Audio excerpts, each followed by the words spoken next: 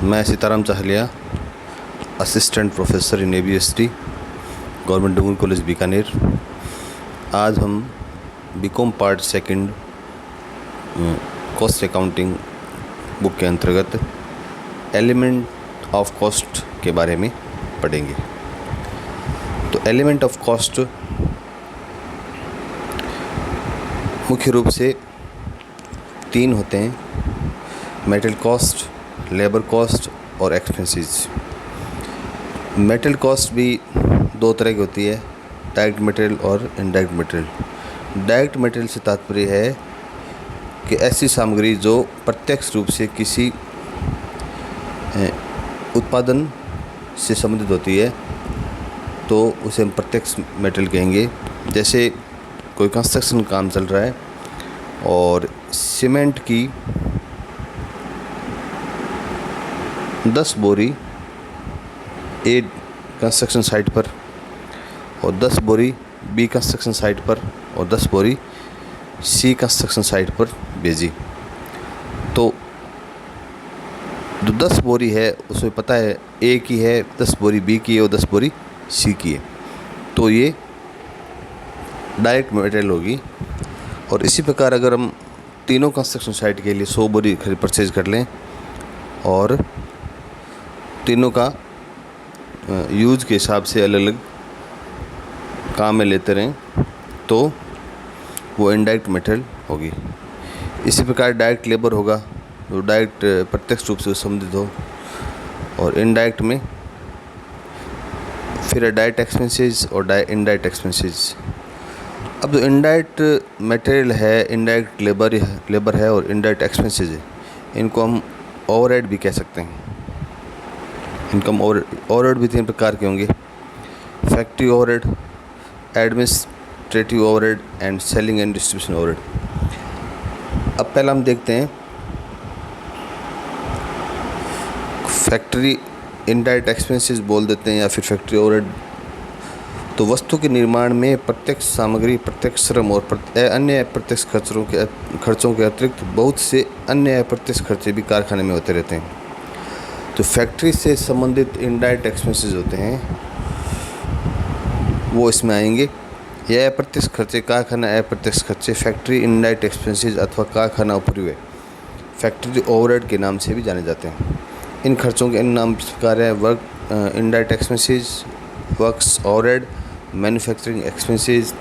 इसके अंतर्गत जैसे फॉरमैन सैलरी आ गई, रिपेयर ऑफ मशीन आ गया। जो फैक्ट्री से संबंधित इनडायरेक्ट एक्सपेंसेस है वो सब इसमें आएंगे। फिर सेकंड है प्रशासनिक अप्रत्यक्ष खर्च अथवा प्रशासनिक उपरिव्यय अथवा प्रशासन लागत। तो एडमिनिस्ट्रेटिव इनडायरेक्ट एक्सपेंसेस और एडमिनिस्ट्रेटिव ओवरहेड और एडमिनिस्ट्रेटिव ऑन कॉस्ट। कारखाने में होने वाले अप्रत्यक्ष खर्चों के अतिरिक्त बहुत से अप्रत्यक्ष खर्च ऐसे होते हैं जो व्यवसाय के सामान्य प्रशासन पर किए जाते हैं। इन्हें प्रशासनिक उपरिव्यय, एडमिनिस्ट्रेटिव ओवरहेड अथवा प्रशासन लागत, एडमिनिस्ट्रेशन कॉस्ट भी कहते हैं। कार्यालय से संबंधित समस्त अप्रत्यक्ष खर्चे हैं वो प्रशासनिक उपरिव्यय होते हैं। नेक्स्ट है विक्रय तथा वितरण अप्रत्यक्ष खर्च अथवा उपरिव्यय, selling and distribution indirect expenses और ओवरहेड। व्यवसाय में जिन वस्तुओं का निर्माण किया जाता है उनकी बिक्री के लिए एक पृथक विभाग होता है। तो उसके सेल्स के लिए अलग डिपार्टमेंट होता है जिसे बिक्री विभाग यानी सेल्स डिपार्टमेंट कहते हैं। इस विभाग में होने वाले समस्त खर्चों को निम्नलिखित 2 भागों में बांटते हैं। पहला हमारा है विक्रय लागत अथवा विक्रय उपरिव्यय, सेलिंग कॉस्ट और सेलिंग ओवरहेड। इस मद में वे समस्त खर्चे सम्मिलित होते हैं जो मांग उत्पादन करने, उसे बढ़ाने तथा ऑर्डर प्राप्त करने में किए जाते हैं। कभी कभी इनको विपणन यानी मार्केटिंग संबंधी खर्च भी कहा जाता है। सेकंड है वितरण लागत, डिस्ट्रीब्यूशन कॉस्ट और डिस्ट्रीब्यूशन ओवरहेड।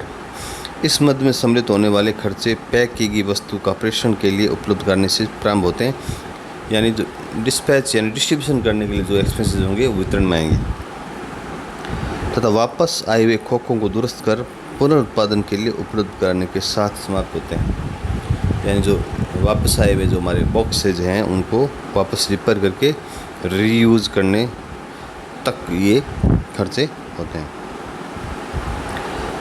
अब है कॉस्ट अकाउंट में सम्मिलित न की जाने वाली मदें।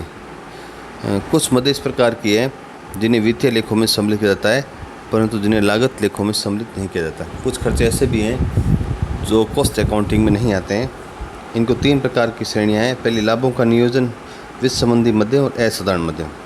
लाभों का नियोजन यानी एप्रोप्रिएशन ऑफ प्रॉफिट में आय कर एवं संपत्ति कर, income tax and wealth tax को हम इसमें सम्मिलित नहीं करेंगे। कोषों अथवा संचय लाभों के किसी फंड में हस्तांतरण, हमने ट्रांसफर जनरल कर दिया या फिर किसी अन्य रिजर्व में ट्रांसफ़र कर दिया तो उसको हम इसमें शामिल नहीं करेंगे।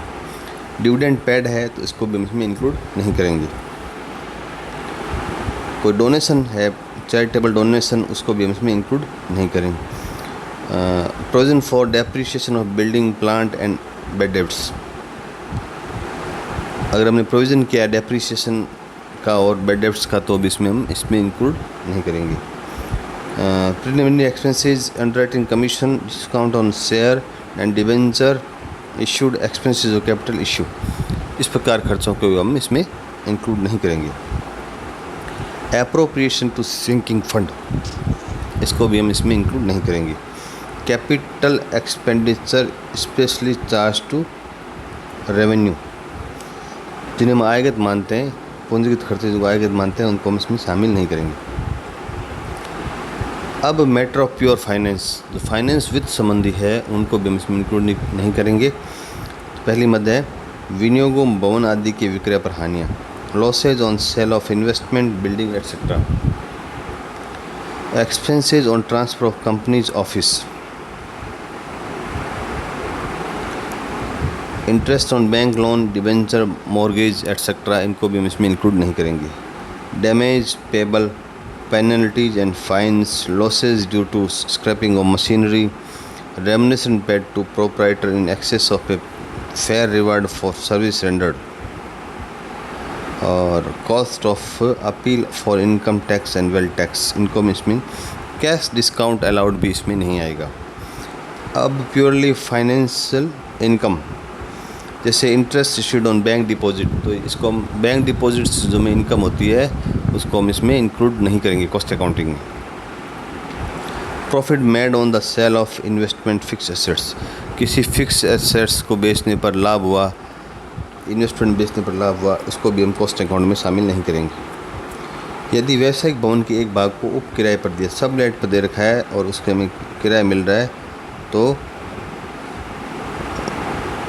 उसको ले सकते हैं और बाकी प्राप्त किराया नहीं आएगा।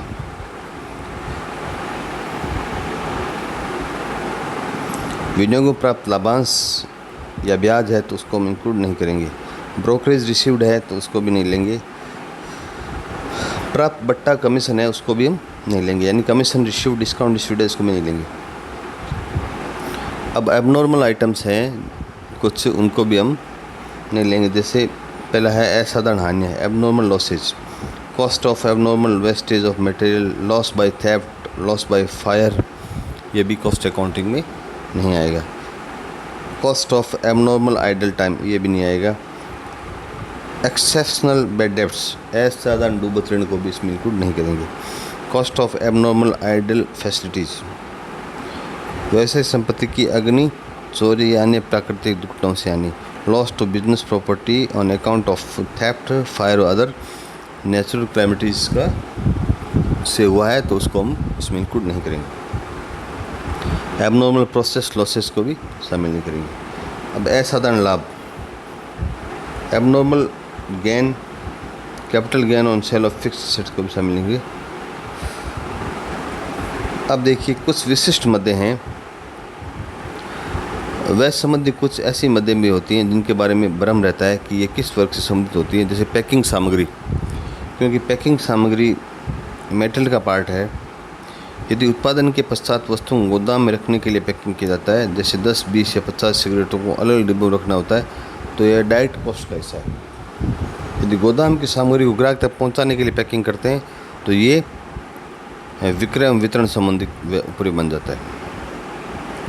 सिगरेट को सिगरेट की डब्बी में पैक करना डायरेक्ट एक्सपेंसेस होगा, और उन्हीं जो सिगरेट की डब्बी को एक बड़े बॉक्स में वितरण के लिए यानी ग्राहकों तक पहुंचाने के लिए पैकिंग करना, ये सेलिंग एंड डिस्ट्रीब्यूशन ओवरहेड्स में आएगा। ड्राइंग ऑफिस संबंधी खर्चे।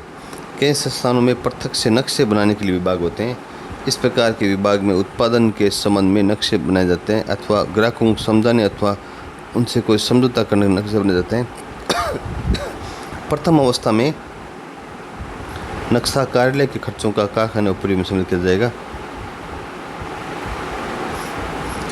और दूसरे अवस्था में इन्हें विक्रय उपयोग में सम्मिलित किया जाएगा। अगर नक्शा उत्पादन के संबंध में बनाया जा रहा है तो उसको हम करेंगे फैक्ट्री ओवरहेड्स में शामिल, और ग्राहकों को समझाने के लिए कर रहे हैं नक्शा बनाया है तो उसको हम सेलिंग एंड डिस्ट्रीब्यूशन ओवरहेड में सम्मिलित करेंगे।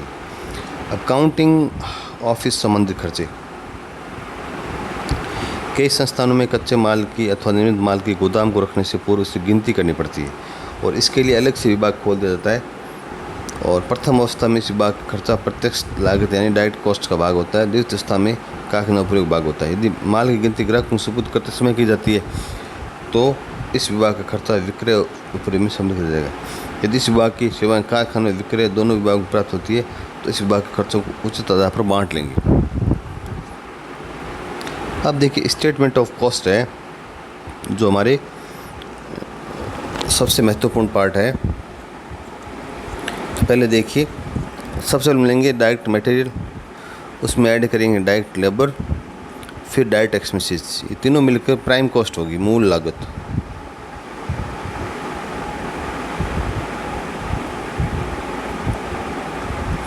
फिर उसमें हम फैक्ट्री ओवरहेड्स जोड़ेंगे तो ये फैक्ट्री कॉस्ट, कारखाना लागत, और उसके बाद हम इसमें ऐड करेंगे एडमिनिस्ट्रेटिव एंड ऑफिस ओवरहेड, तो ये हमारी ऑफिस कॉस्ट और कॉस्ट ऑफ प्रोडक्शन आ जाएगी।